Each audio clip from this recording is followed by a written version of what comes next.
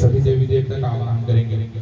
सुमुखचैकदन्तस्य कपिलो गजकर्णक लंबोदरशविष्टो विघ्ननाशो विनायक धूम्रकेतुर्गणाध्यक्षो बालचन्द्रो गजानन द्वादशैतानि नामानि अपठन् च यदापि विद्यारम्भे विवाहे च परवेशे निर्गमे तथा संग्रामे संकटे चैव विघ्नस्तो न जायते।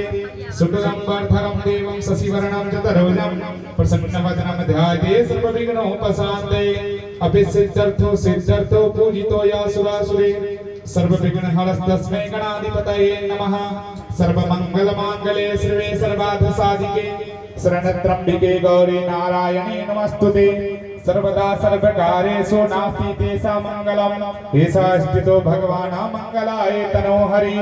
तदेव लगनां सुदिनां तदेव ताराबलं चन्द्रबलं तदेव विद्याबलं दैवबलं तदेव लक्ष्मीपते युगमस्मरामि।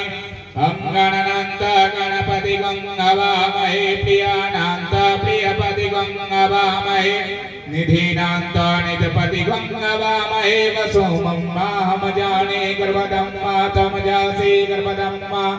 ध्यानार्थं वस्तुं समर्पयामि। सर्व आवाहि देवतायै नमः।